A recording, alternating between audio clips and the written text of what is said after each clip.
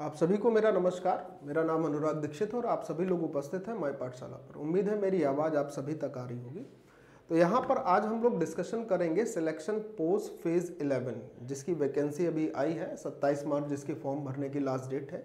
तो यहाँ पर हम लोग एक एक चीज़ को डिस्कस करेंगे कि फ़ीस क्या होने वाली है, किस प्रकार से रीज़न नहीं चेंज होगा, फ़ोटो कैसे लगानी है, एज फैक्टर क्या है, किस एजुकेशनल क्वालिफिकेशन पर आपको कौन सी नौकरी मिलेगी, सारी चीज़ें लेवल 1 से लेकर लेवल 6 तक की नौकरी है, सारी बातों को हम लोग एक एक करके डिस्कस करने वाले हैं। बहुत ध्यान से समझना है चीज़ों को। अब देखिए क्या है कि एसएससी सिलेक्शन पोस्ट की जो जॉब है, इस जॉब प्रोफाइल की बात करें तो बहुत सारे बच्चों को ये बात नहीं पता होगी कि इसमें आपको कौन से विभाग में नौकरी मिलती है। अब अगर मैं इसमें बात करता हूँ सबसे शुरुआत की, बहुत ध्यान से सुनना कि इसकी एजुकेशनल क्वालिफिकेशन क्या होती है। तो 10th भी मांगा जाता है, 12th भी मांगा जाता है और ग्रेजुएट लेवल भी इसमें जो है फॉर्म भरते हैं, अप्लाई करते हैं और नौकरी पाते हैं। अब मन में एक शंका ये पैदा होती है कि सर अगर 10th वाले हैं तो एमटीएस उसकी वैकेंसी को फुलफिल कराता है, 12th वाले हैं तो सीएचएसएल कराता है, ग्रेजुएट लेवल वाले हैं तो सीजीएल कराता है, तो फिर इसकी ज़रूरत क्यों पड़ी। हमारे देश में अगर मैं बात करता हूं तो कई सारे डिपार्टमेंट हैं, कुछ ऐसे डिपार्टमेंट भी हैं जिनके नाम कई सारे बच्चों ने नहीं सुन रखे होंगे, जो लगातार बेसिस पर रिक्रूटमेंट नहीं कराते क्योंकि उनको इतनी रिक्वायरमेंट नहीं होती है। डिफेंस, एसएससी, यूपीएससी को छोड़कर बहुत अन्य डिपार्टमेंट भी होते हैं और उनको लगातार बच्चों की रिक्वायरमेंट नहीं होती, नए रिक्रूटर की जरूरत नहीं पड़ती। हो सकता है 2, 3, 4 साल, 5 साल बाद उन्हें एक आध 2 या 5 नौकरी, 25 नौकरी की जरूरत पड़े जिससे वो अपनी रिक्रूटमेंट निकालते हैं। अब क्योंकि वो रेगुलर बेसिस पे उनको रिक्वायरमेंट नहीं होती है लेकिन जगह तो फिल करनी है, तो इसीलिए मैं ये ऐसी जगहों पर रिक्रूटमेंट के लिए सिलेक्शन पोस्ट नामक एक संस्था है कि या एक ऐसी एग्जाम एजेंसी है जो आपका एग्जाम कराती है और यहाँ पर उन विभागों में आपको नौकरी मिलती है। इसमें आपको 500 से ज़्यादा नौकरियाँ मिलती हैं। पे स्केल 1 से लेकर पे स्केल 7 तक यहाँ पर नौकरी मिलती है। यानी अगर मैं बात कर लेता हूँ तो 1900 पे स्केल से लेकर 4600 के पे स्केल तक आपको जॉब मिल जाती है, 4600 तक की। तो अब यहाँ से बेटा वीडियो को बिल्कुल भी स्किप मत करिएगा। मैं आपको बताने वाला हूँ कि सिलेक्शन पोस्ट का फॉर्म भरते समय जो ज़्यादातर बच्चों से गलतियाँ हुई, जैसे मैंने पिछली बार भी देखा था कि सिलेक्शन पोस्ट 9 और सिलेक्शन पोस्ट 10 की जो वैकेंसीज आई थी उसमें बच्चों ने बहुत सारी चीज़ें जो है गड़बड़ करी और उसके बाद फॉर्म रिजेक्ट हुआ तो फिर बाद में पछतावा होता है कि काश मैं पहले इस चीज़ों को जान लेता।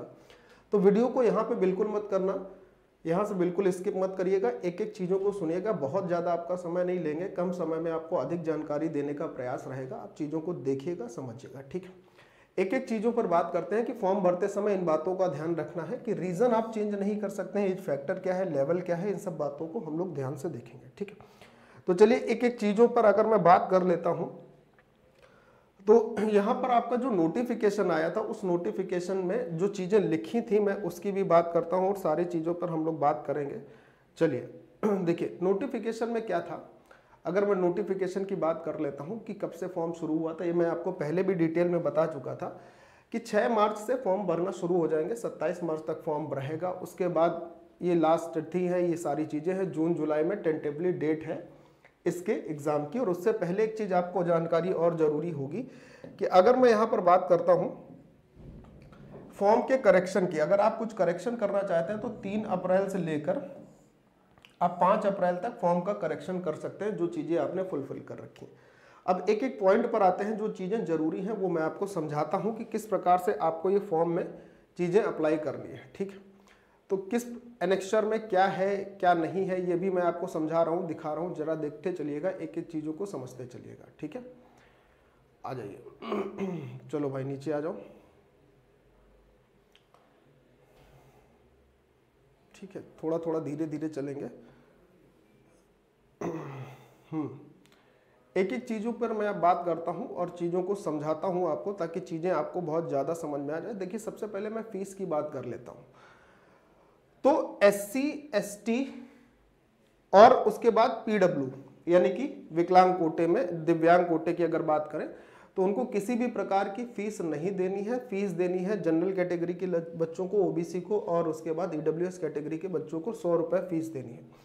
ये आप जब ऊपर पढ़ेंगे यहाँ पर एनेक्सर में, ये पॉइंट नंबर 3 में आपको लिखा होगा। देखिए लिखा है condition on seeking fee concession, age relaxation या रिजर्वेशन पे जो भी फीस है ना उसकी रिक्वायरमेंट रहेगी। तो 100 रुपये मात्र आपकी फीस लगने वाली है। फीस का अगर चीज़ें क्लियर हो गई हो तो OBC में क्या आपको जरूरत है, ये आप 3.2 नंबर पैरा में पढ़ सकते हैं। इसी तरीके इकोनॉमिकल वीकर सेक्शन यानी ईडब्ल्यूएस वाले जो एप्लीकेंट्स हैं उनके लिए क्या जरूरी है आप इसमें पढ़ेंगे जब बहुत डिटेल में पढ़ना होगा, क्योंकि अगर बहुत डिटेल में मैं आपको एक एक चीज पढ़कर बताऊंगा ना तो फिर ये बहुत ज्यादा लंबा वीडियो हो जाएगा और मैं वो नहीं करना चाहता। मैं सिर्फ इतना बोल रहा हूँ कि आप इन चीज़ों को ध्यान से पढ़िएगा, जो जरूरी बातें हैं फॉर्म भरते समय मैं आपको वो बता रहा हूँ कि क्या गलती आपको नहीं करनी। ये चीज़ें बच्चा खुद से भी पढ़ लेगा, आप समझदार हो, एसएससी के छात्र हो, ठीक है। एक एक पॉइंट पर अगर मैं आपको लेकर चलूँ कि एज रिलैक्सेशन ये सब फलाना, इसकी बहुत कोई ज़रूरत नहीं है, तो धीरे धीरे मैं आपको आगे लेकर चलता हूँ। जो बहुत ज़रूरी चीज़ें हैं मैं उन पर डिस्कशन करूँगा, ठीक है। तो उन पर मैं डिस्कशन कर लेता हूँ, क्या चीज़ें ज़रूरी है ये भी मैं आपको सिखाता हूँ, समझाता हूँ। अब देखिए, एज रिलैक्सेशन जिन बच्चों को रिक्वायर्ड होता है उनके लिए एज रिलैक्सेशन वाली जो चीज़ें हैं कि कितने से कितनी उम्र तक के बच्चे फॉर्म भर सकते हैं और उनको कितना एज रिलैक्सेशन मिल जाएगा। एज यूजुअल एसटी को 5 साल का, ओबीसी को 3 साल का, पीडब्ल्यू को जो आंखों से संबंधित है 10 साल का, पीडब्ल्यू अगर ओबीसी दोनों है तो 13 साल का, पीडब्ल्यू एससी हो या एसटी हो तो 15 साल का रिलैक्सेशन मिलेगा। एक्स सर्विसमैन को जो रिलैक्सेशन है 3 year after the deduction of military services rendered from the actual age on the basis of closing date. Closing date को आधार मानते हुए एक्स सर्विसमैन को 3 साल का रिलैक्सेशन मिलेगा, ये आपको ध्यान रखना है। उसके बाद डिफेंस पर्सनल जो डिसेबल ऑपरेशन में हुए हैं उनके लिए भी 3 साल का एज रिलैक्सेशन है। फिर उसके बाद defence personnel disable in operation during the hostilities with the foreign countries in the disturb area released consequences, और अगर वो एससी एसटी में आता है तो 8 साल का एज रिलैक्सेशन है। सी ग्रुप पोस्ट के लिए कितना है, कितनी एज तक आप फॉर्म भर सकते हैं, यानी कि अब एज आपको बता दी जा रही है कि अगर आप इतनी एज तक हैं तो सी ग्रुप की जो पोस्ट है उसके लिए आप क्या कर सकते हैं, केवल सी ग्रुप की पोस्ट के लिए इतनी एज तक का फॉर्म भर सकते हैं। उसका जो डिटेल है एससी एसटी, खासतौर पे एससी एसटी के लिए लिखा है, सेंट्रल गवर्नमेंट सिविलियन एम्प्लॉय के लिए लिखा है, ये लिखे हुए, आप इसको डिटेल में पढ़ सकते हो, ठीक है। जो मेन मुद्दे की बातें हैं ना, उन मुद्दों की बातों को भी देखेंगे कि सेंटर आपको किस प्रकार से भरना है ताकि कोई गलती ना हो। 27 मार्च लास्ट डेट है, आप सभी लोग जानते हो, है ना। तो किस प्रकार से सेंटर भरना है, किस प्रकार से चीजें आएंगी, तो डायरेक्ट हम लोग चलते हैं पेज नंबर, अगर यहां से देख लेते हैं तो पेज नंबर 96 पर हम लोग चलते हैं। आया कुछ नहीं आया अभी, हाँ आ गया। तो अगर हम लोग पेज नंबर 96 पर चलते हैं तो यहाँ पर लिखने के लिए भी कुछ आ जाएगा, नहीं आएगा तो कोई बात नहीं, हम इसको खिसका लेंगे, ऐसे नीचे आ जाएंगे, ठीक है। तो यहाँ पर अपने पास पेज नंबर कुछ आ जाएगा तो उसको भी हम लोग बात करेंगे, उसको भी देखेंगे, ठीक है। चलिए यहाँ पर बात करते हैं। देखिए, अगर मैं रीजन की बात करता हूँ ना कि रीजन आप चेंज नहीं कर पाएंगे तो इसका मतलब क्या है, इस चीज को बहुत ध्यान से पढ़िएगा, बहुत ध्यान से समझिएगा। ये आपके एनेक्सर नंबर 3 में दिया हुआ है। अब रीजन चेंज नहीं कर पाने का सेंस क्या है, मैं इसको और थोड़ा सा बड़ा कर देता हूं। रीजन चेंज नहीं कर पाएंगे, क्या सेंटर रहेंगे, उस पर भी हम लोग एक एक करके बात करेंगे। देखिए, अगर आप किसी रीजन से फॉर्म भरना चाहते हैं किसी पोस्ट पर्टिकुलर के लिए कि इतने पे स्केल की पोस्ट के लिए हम फॉर्म भरना चाहते हैं, तो हमेशा याद रखिएगा कि जैसे मान लीजिए नॉर्थ वेस्ट रीजन है। अब नॉर्थ वेस्ट रीजन का जो पोस्ट नंबर है ना, जैसे पोस्ट का नाम है सीनियर टेक्निकल असिस्टेंट, इस सीनियर टेक्निकल असिस्टेंट की पोस्ट के लिए पोस्ट नंबर है, ये आपको डालना पड़ेगा। और इसको डालने में बहुत से बच्चों से बहुत गलती होती है। रीजन क्या है, NWR यानी नॉर्थ वेस्ट रीजन। और जब नॉर्थ वेस्ट रीजन की आप सीनियर टेक्निकल असिस्टेंट की पोस्ट डालेंगे तो उसमें आपको एक नंबर डालना पड़ेगा, NW10123। ये पोस्ट नंबर जब भी आप फॉर्म में भर रहे होंगे तो बहुत हिसाब से भरिएगा, क्योंकि यहां पर बहुत ज्यादा गलतियां हो जाती हैं। अब अगर मैं इस सीनियर टेक्निकल असिस्टेंट यानी NW10123 पोस्ट की बात करूं तो इसका जो डिपार्टमेंट है उस डिपार्टमेंट की बात करते हैं तो regional fodder station department of animal husbandry and dairying, दूध डेयरी से संबंधित ये डिपार्टमेंट है। मैंने बोला ना, आपने बहुत सारे ऐसे डिपार्टमेंट हैं जिसके नाम आपने नहीं सुने होंगे, तो उसमें एक ए भी विभाग आता है, ठीक है। एज क्या होगी अगर आप इस पोस्ट के लिए नॉर्थ वेस्ट रीजन से अप्लाई कर रहे हैं, तो एज है आपके 18 से 30 वर्ष। अब बाई चांस कोई व्यक्ति अभी 18 वर्ष का नहीं हुआ है या इस एज की कैटेगरी के बीच में आता है, मान लीजिए मैंने कहा कि वो 22 साल का है और इस फॉर्म को भरना चाहता है, इस नौकरी का जो पे स्केल है वो लेवल 6 का है, और इसके लिए जो एजुकेशनल क्वालिफिकेशन की जरूरत है वो ग्रेजुएट हो या उससे ऊपर की हो, ये भी ध्यान रखना है। साथ ही साथ यहाँ पर आप मान लीजिए कि इस पोस्ट को फॉर्म भरना चाहते हैं और आप अनरिजर्व कैटेगरी में आते हैं। किस कैटेगरी में आते हैं? अनरिजर्व कैटेगरी में आते हैं। बहुत ध्यान से सुनिएगा मेरी बात। अनरिजर्व कैटेगरी में आते हैं तो आप ये पोस्ट के लिए फॉर्म भर सकते हैं या नहीं भर सकते हैं? देखिएगा मेरी बात बहुत ध्यान से समझना बेटा जी। यहाँ पर एससी के लिए कोई वैकेंसी नहीं है, एसटी के लिए कोई वैकेंसी नहीं, यूबीसी ओबीसी के लिए कोई वैकेंसी नहीं, यहाँ पे सिर्फ एक वैकेंसी है, वो भी किसके लिए है, अनरिजर्व कैटेगरी के लिए है, वो भी एक वैकेंसी। यानी इस NWR रीजन में, नॉर्थ वेस्ट रीजन में senior technical assistant NW10123 post number के लिए टोटल सिर्फ एक ही वैकेंसी है और वो वैकेंसी सिर्फ अनरिजर्व कैटेगरी की है, बाकी किसी की कोई वैकेंसी नहीं। तो इस चीजों का ध्यान रख के आपको फॉर्म भरना है कि आप किस रीजन से फॉर्म भर रहे हैं, किस रीजन में आपके पास अनरिजर्व कैटेगरी या ओबीसी कैटेगरी, एसटी एसटी, उसके लिए ईडब्ल्यूएस की या ईएसएम की या अदर किसी भी वैकेंसी है अथवा नहीं। पता चला आपने फॉर्म तो भर दिया लेकिन अगर उसमें आपकी कैटेगरी की वैकेंसी ही नहीं है तो फिर आपका जो फॉर्म है वो तो निरस्त हो जाएगा। ये सारी चीजें आपको देखकर बहुत अच्छे ढंग से फॉर्म भरनी है, अपने पे स्केल को भी देखकर कि कब ग्रेजुएट लेवल मांग रहा है। अब बच्चा कोई मान लीजिए ग्रेजुएशन नहीं है, सेकंड ईयर में, उसे 12th लेवल का फॉर्म भरना है। अब 12th लेवल का फॉर्म भरना है लेकिन वो चाह रहा है पे स्केल 6 का फॉर्म भरे, तो 12th लेवल में पे स्केल 6 के फॉर्म के लिए कौन सी नौकरी है, इस चीज को भी ध्यान से समझते हुए आपको फॉर्म भरना है। जैसे मैं बात कर लेता हूँ 12th लेवल की बात कर लो, हायर सेकेंडरी 10+2 है, हिंदी टाइपिस्ट की पोस्ट है, देखिए ध्यान से, हिंदी टाइपिस्ट की पोस्ट है, नॉर्थ वेस्ट रीजन है, NW10723 ये इस पोस्ट का नंबर है। डिपार्टमेंट की बात करते हैं तो लेबर ब्यूरो या फिर ministry of labour and employment इसका विभाग है। अब यहां पर उम्र की सीमा की बात करें तो 18 से 27 वर्ष तक की उम्र ही मांगी गई है। लेवल क्या है, 2 लेवल है, लेवल 2 की ये नौकरी है और हायर सेकेंडरी की क्वालिफिकेशन है।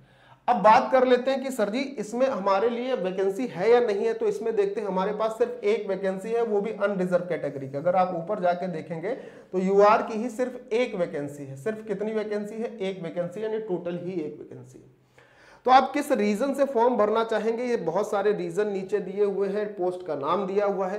जैसे अभी ये NWR रीजन चल रहा है यानी नॉर्थ वेस्ट रीजन चल रहा है, ठीक है। हम लोग आगे बढ़ेंगे तो NR आ गया यानी नॉर्थ रीजन आ गया।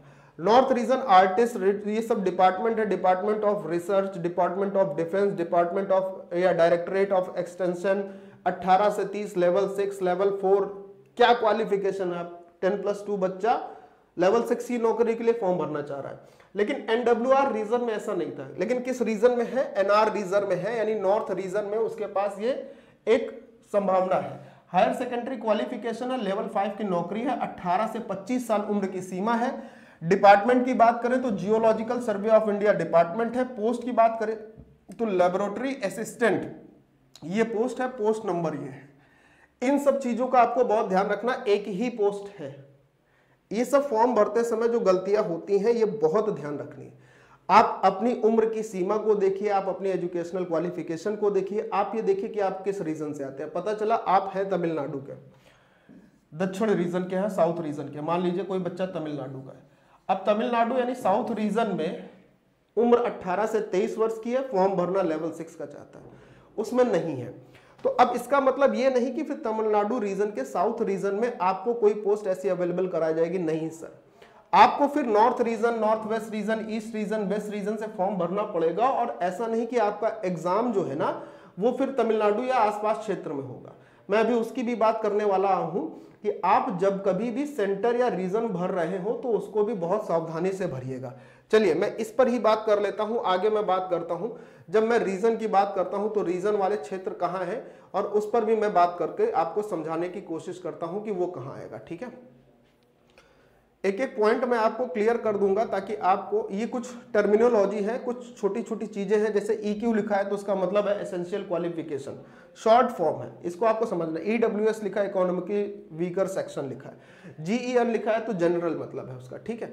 अब मैं एक चीज और भी बात कर लेता हूं, ये सामने आ गए तो फोटो किस प्रकार से आपको अपडेट करनी है, बहुत ध्यान से समझिएगा कि किस प्रकार की फोटो आपको मान्य होगी, किस प्रकार की नहीं मान्य होगी।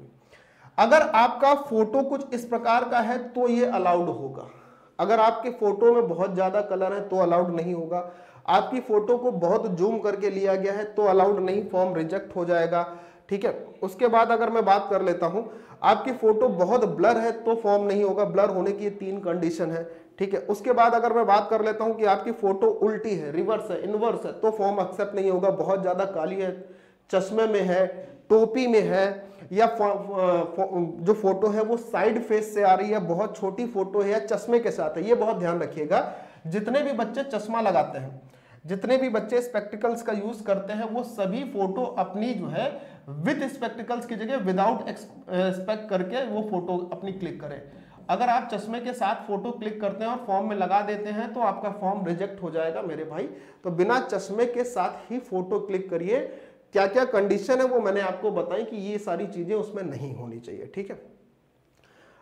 टोपी के साथ फोटो अलाउड नहीं होगी, ठीक है। जैसे कोई बच्चा अगर मान लीजिए इस वक्त बाल नहीं है, लोग सोच रहा है कि हम टोपी के साथ फोटो खिंचा लें, तो टोपी के साथ आपकी फोटो मान्य नहीं होगी, आपका एप्लीकेशन क्या हो जाएगा, कैंसिल कर दिया जाएगा। अब मैं आ रहा हूं उस बात पर जहां पर मैं आपको रीजन की बात कर सकूं। मैंने एज की बात कर ली, मैंने आपसे पे स्केल की बात करी, नौकरियों की बात करी, डिपार्टमेंट की बात करी। अब मैं चलता हूं उस बात पर जहां पर रीजन आपको भरते हुए सावधानी रखनी है। ये आ गया सेंटर ऑफ एग्जामिनेशन, ठीक है। आप ये 14वें नंबर पॉइंट पर देख सकते हो, 14.1 14वें नंबर पर मैं आपको बताया यहाँ पर ये रहा था कि किस प्रकार से आप रीजन भरेंगे, किस प्रकार से आप चीजों को समझेंगे। देखिए जैसे कोई बच्चा सेंट्रल रीजन से फॉर्म भर रहा है, मान लीजिए है वो साउथ रीजन का, लेकिन वहां पर उसकी एजुकेशनल क्वालिफिकेशन और एज को देखते हुए कोई वैकेंसी नहीं है, या जिस पे ग्रेड पे या पे स्केल पर वो फॉर्म भरना चाह रहा है उस पर कोई वैकेंसी नहीं है। अब मान लीजिए वही साउथ रीजन का बच्चा जो है फॉर्म भरना चाहता है सेंट्रल रीजन से, तो सेंट्रल रीजन से अगर वो फॉर्म भरेगा, यानी कि खास तौर पर बिहार और उत्तर प्रदेश इसमें आते हैं, ठीक है। तो इसके लिए उसके जो सेंटर पड़ेंगे वो भागलपुर पड़ेगा, मुजफ्फरपुर पड़ेगा, पटना पड़ेगा, आगरा पड़ेगा, कानपुर पड़ेगा, बरेली पड़ेगा, लखनऊ पड़ेगा, मेरठ पड़ेगा या फिर प्रयागराज पड़ेगा। इन सेंटर्स के अलावा फिर किसी भी प्रकार का सेंटर आपके उसमें नहीं आएगा, ठीक। अगर आप सेंट्रल रीजन से फॉर्म भरते हैं, या कोई भी बच्चा कहीं का भी फॉर्म भर सकता है। इसमें कोई भी डोमिसाइल वाला चक्कर नहीं है कि आपको डोमिसाइल बनवाना पड़ेगा। आप साउथ रीजन से हैं, आप नॉर्थ रीजन से या सेंट्रल रीजन से फॉर्म भर रहे हैं तो आपको डोमिसाइल की जरूरत होगी। किसी भी प्रकार के कोई डोमिसाइल की जरूरत नहीं पड़ेगी, क्योंकि यहाँ पर डोमिसाइल के लिए जो रिजर्वेशन है वो नहीं है, ठीक है। अच्छा, आगे की बात करते हैं। जब आप फॉर्म भर लिए, मान लीजिए आपने सेंट्रल रीजन उसमें फॉर्म में अपने भर दिया, अब सेंट्रल रीजन को आप चेंज करके किसी और वेस्ट रीजन या नॉर्थ वेस्ट रीजन या फिर ईस्ट रीजन में फॉर्म अप्लाई करना चाहते हैं, जो करेक्शन डेट है उस करेक्शन डेट में ही आप इस चीज को कर सकते हैं। उसके बाद किसी भी प्रकार का कोई भी करेक्शन सेंटर से लेकर चाहे जिससे आपके में अलाउ नहीं किया जाएगा, नहीं किया जाएगा, नहीं किया जाएगा, बार बार कह रहे हैं। तो आप जब भी सेंटर अपना रीजन आप भर रहे हो तो इस बात को बहुत सावधानी से भरिएगा और बिल्कुल मेक श्योर होकर भरिएगा कि आप इसको बाद में बदलने की गुंजाइश ना करें, क्योंकि किसी भी प्रकार का करेक्शन सेंटर्स को लेके, रीजन को लेके सिलेक्शन पोस्ट फेज 11 में अलाउड नहीं किया जाएगा, ठीक। अब इसके बाद एक और इंपॉर्टेंट पॉइंट पर हम लोग चलेंगे। पहले हम आपको एक चीज और दिखा दे रहे हैं। जैसे कोई बच्चा ईस्टर्न रीजन ईआर से फॉर्म भरना चाहता है, तो ईआर से फॉर्म भरने के लिए उसके पास जो एग्जाम सेंटर्स होंगे कौन कौन से हो सकते हैं, पोर्ट ब्लेयर होगा, रांची होगा, बालासोर होगा, उसके बाद ये लिखा है बरहामपुर होगा या जो कि उड़ीसा में आता है, फिर उसके बाद भुवनेश्वर होगा और कटक होगा, ठीक है। इस प्रकार से आपको सेंटर्स बहुत सोच समझकर फॉर्म भरने होंगे, ठीक। आइसलैंड, मतलब आप अगर इससे फॉर्म भरना चाहते हैं कि आप आइसलैंड से या फिर झारखंड से, उड़ीसा से, सिक्किम से या वेस्ट बंगाल से हैं, तो आपके लिए सेंटर्स ये हो सकते हैं। कर्नाटका केरला रीजन वाले जिसे केकेआर कहते हैं, मान लीजिए वहां पे आपकी eligibility, educational qualification, age factor, पे स्केल को देखते हुए वैकेंसी नहीं है, आप किसी कैटेगरी से बिलोंग करते हैं, आपने डिसाइड किया कि हम केकेआर रीजन को छोड़कर किसी और रीजन से फॉर्म भरना चाहते हैं, सेंट्रल रीजन से फॉर्म भरना चाहते हैं। ये सेंट्रल रीजन को कोई बच्चा केकेआर रीजन से फॉर्म भरना चाहता है तो उसके लिए सेंटर्स क्या क्या होंगे, कावारत्ती होगा, बेलागावी होगा, बेंगलुरु होगा, हुबली होगा, और इस प्रकार से उडुपी है, कन्नूर है, कोट्टायम है, त्रिशूर है, ये सब वहाँ के सेंटर्स होंगे। ये बाद में चेंज नहीं होंगे, बार बार कह रहा हूँ, ठीक है।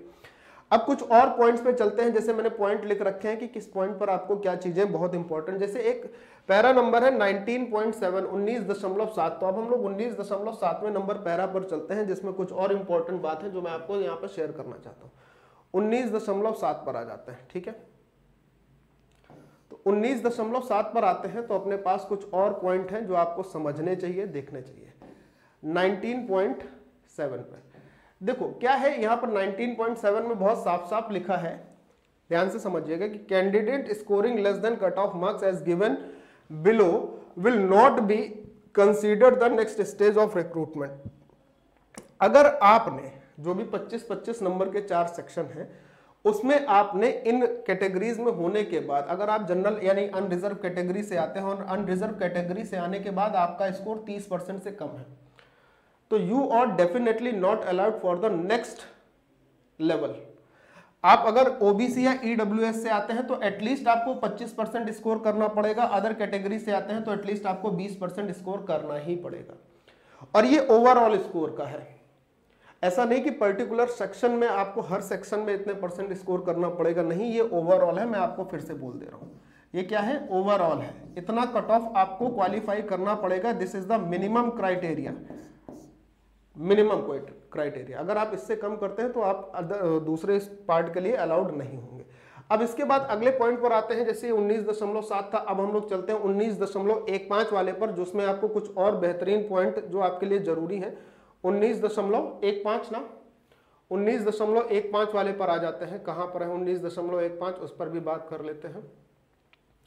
ये 19.1 आ गया, 19.2 आ गया, 19.15 यानी कि 19.7 के बाद 1.5 आगे होगा, 19.14 ये आ गया और 19.15 ये आ गया। देखिए यहां पे लिखा है ST, ST, SC, ST, OBC, ESM, EWS and the PWBD candidate who are selected on their own merit without relaxed standard। ये इस कैटेगरी के जो बालक होंगे या कैंडिडेट होंगे वो अपनी ही कैटेगरी में फाइट करेंगे मेरिट विदाउट रिलैक्स स्टैंडर्ड, यानी किसी भी छूट को पाए बगैर। ठीक है, आगे कहता है will not be adjusted against the reserve share of vacancies. ये किसी भी और वैकेंसीज के शेयर में पार्टिसिपेशन इनका नहीं होने वाला है, साफ साफ नोटिफिकेशन में लिख दिया। And this is the very most important point. आप इस चीज को पूरा पढ़िएगा, समझिएगा, ये एक बहुत इंपॉर्टेंट पॉइंट है, खासतौर पर SC, ST, OBC, ESM यानी ex serviceman, EWS economical weaker section और PWBD दिव्यांग लोगों के लिए। ठीक है, तो आप मेक श्योर कि जहां से भर रहे हैं वहां पर आपके पास वैकेंसी ठीक ठाक होनी चाहिए ताकि आप सही ढंग से फाइट कर सकें। तो फॉर्म भरते समय जब भी आप सिलेक्शन पोस्ट फेज 11 का फॉर्म भर रहे हो तो इन सारी चीजों का बेहद ध्यान रख के फॉर्म को फिलअप करिएगा। और अगर फिर भी कहीं आपको ऐसा लगता है कि कोई जानकारी हमसे छूट रही है या आपको कोई चीज नहीं समझ में आई है तो कमेंट बॉक्स में जरूर बताइएगा, देखकर आपको उचित रिप्लाई किया जाएगा।